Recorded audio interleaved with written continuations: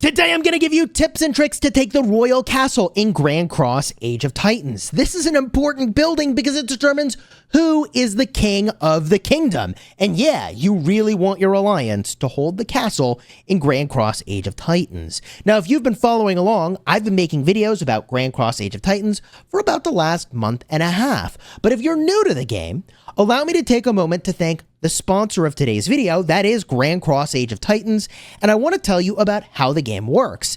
This is a city building war game. As you can see, I'm even upgrading my castle in my city right now. You upgrade buildings, you do lots of research, and power up 4 different types of troops, which includes infantry, archers, cavalry, and carts, and some of those units can even be upgraded to flying units and really powerful ranged units, catapults. This game has open field combat, which makes the fighting really fun for player versus player, and it's got an anime art style all the way down to the heroes, which do look really awesome. So if you want to check out Grand Cross Age of Titans, check out the link in the description to download, and thank you again to Grand Cross Age of Titans for sponsoring today's video. The game is available for iOS, Android, or PC, and I'm playing on PC right now. The PC client is really smooth. Now let's get back on topic, Chesscool. For those of us who are more familiar with the game, consider using the timestamps in the description to jump to any part of the video that you want to hear about. I want to start by telling you the perks of taking the castle. Chesscool, why does this matter? There are several things. First of all, you get an alliance-based Titan. Now, only one person can use this sucker at a time, but this legendary Titan is super powerful, and I'll show you him a little bit later on. In addition, there are 5 main functions when you hold the castle. You can distribute titles, which are both positive, including building speed, research speed, gathering speed, and more, and negative, like the hilarious Dimwit title, which reduces troop march speed. I think that is probably one of the funniest titles by far. Now, in addition, the king can send kingdom mails, very important for coordinating around the core game loop here, which is kingdom versus kingdom combat. There is also a kingdom skill, and these skills are nuts. Like, look, I'm just going to tell it to you straight. If you're not spending in the game to feel comfortable spending lots of gems on king skills, you shouldn't be the king. You might be really organized, but whoever holds this king title, or at least at some point, perhaps you need to hand off who's holding the king title. So these buffs can be fired off on a regular basis. Let me explain. These buffs are correct. The first buff, increase resource production speed of everyone in the kingdom for 12 hours by 30%. Increase gathering speed by 20% for 12 hours. 15% training speed. Look, every time your kingdom has a training event show up, king should pop this skill.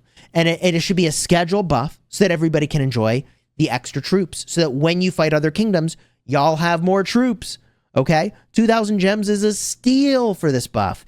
15% research speed and building speed from Territory Blueprint and Industrial Revolution. 35% healing speed, probably mostly relevant for kingdom versus kingdom battles, okay? Then, these are also probably just really good for KVK, Kingdom vs. Kingdom. That's Indomitable Will. I'm giving 5%, what is that? Hit points, then armor refining is defense, then weapon refining is attack. So a lot of buffs here. I don't know if these buffs can stack. I, can't use it because I'm not the king. But these are just so powerful. Cannot overstate kind of how important that is. Your kingdom will keep a record of who has been the king in the past, by the way. And there are transfer settings here. Now, this is a big deal. This controls who can migrate to and from the kingdom. Well, to the kingdom, not from the kingdom. And this is the maximum power you can be to migrate into the kingdom. So, as you can see here, we have it set to 100 million power. This is kind of risky. I mean, someone could roll up with a ton of power, be rogue, and just run around being a nuisance to the kingdom and not work with the kingdom. I have had a lot of experience with rogue players in city building war games. They are miserable experiences. And my general sentiment on how you want to do these transfer settings is you want to keep them down to 5 million all the time. And then once you're ready to accept someone who is a known entity into your kingdom, you raise the cap, bring them in, then lower the cap again. Okay. So if there is no king, the limit is automatically set to the lowest combat power setting, which is 5 million power. So in order to start migrating people into your kingdom to make the strongest kingdom possible, which is what these games are generally all about, you got to be able to control the transfer settings. You really need to have someone that you or your group is electing to be the king. Now, I mentioned rogue players, and I do want to point out that I hope they will add ways to deal with rogue players in the future. We haven't had any yet here. I just have such PTSD from people just sort of changing the script, right? Like in these games, you can kind of do what you want.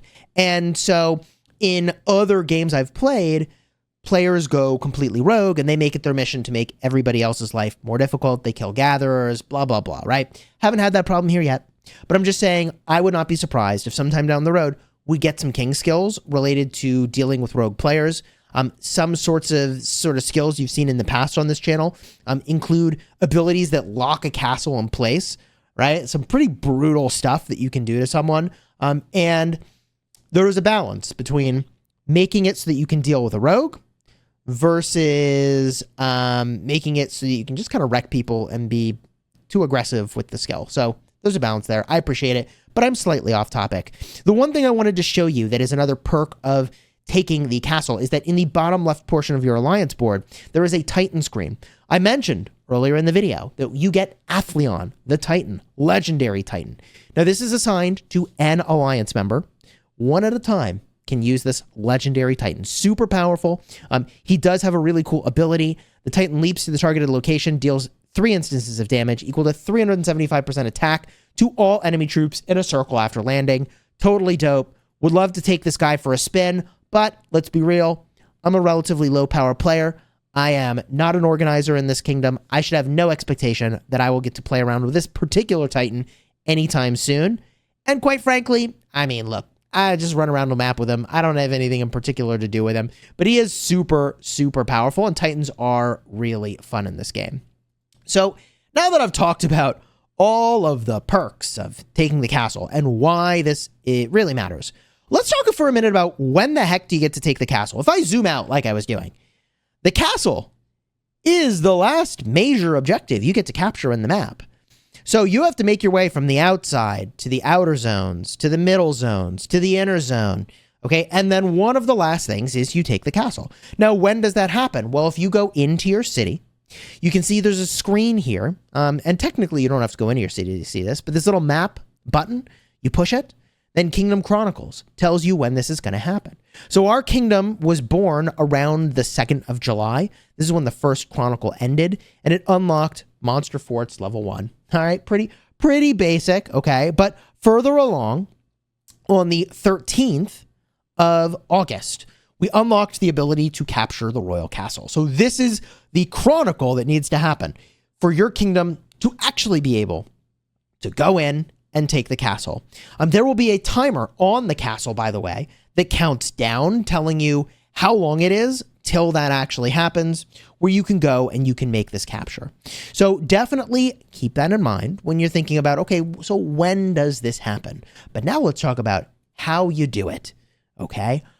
When you're ready to take the castle, the event will be initiated, and there is a good story behind what's going on. Now, I don't want to spoil the story. I will simply say that you are aiding Destina in capturing the castle and battling against the dark forces, which includes Belle Noire, who, by the way, is one of the legendary heroes collectible in the game. Pretty cool. So you're battling against Belle Noire, and also you're aiding Destina, who looks like this. You've been seeing her in the story if you've been following along with the progression of that story, but let's get to the actual brass tacks here. What do?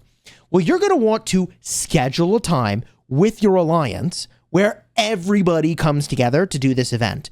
Technically, my alliance Myth waited 3 hours so that it wouldn't be so early in the morning. That's just when our Kingdom Chronicles happened to have happened.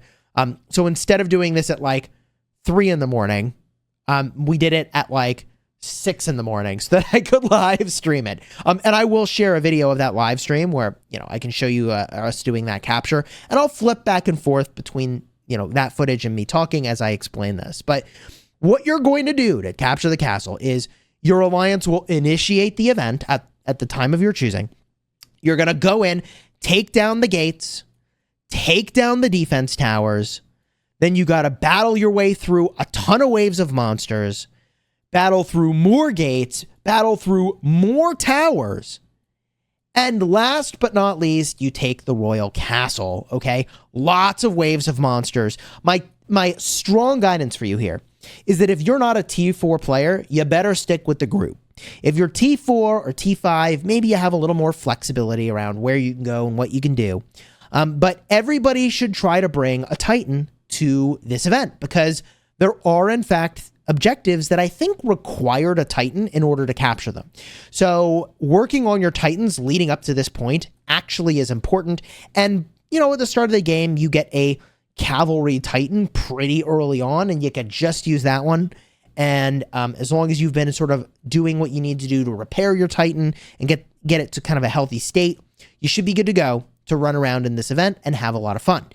Now, in addition, in order to keep your marches healthy, you might want to stand near Destina. Destina does a big healing effect, area of effect heal to all of the nearby friendly units. Big heal, stay near her, and you will get back to full health in no time. I will also point out that a lot of the things you're fighting are, I think, classified as monsters. So although I don't think you want the hunt talent tree, you do probably benefit from skills that are hunt related. Extra damage to monsters, I think, could be good. I don't recall getting any experience on my heroes or having to spend any action points in here. So it's just an all-out slugfest, man, and it was a lot of fun. If you want to see the live stream where we went and captured the castle, I'll have a card in the end screen in just a second that talks all about it. Alternatively, if you want to see how to unlock those T4s to get more powerful, I'll have a card in the end screen for that one in just a second as well. I hope you'll check them out, consider subscribing, and thank you again to Grand Cross Age of Titans for sponsoring today's video.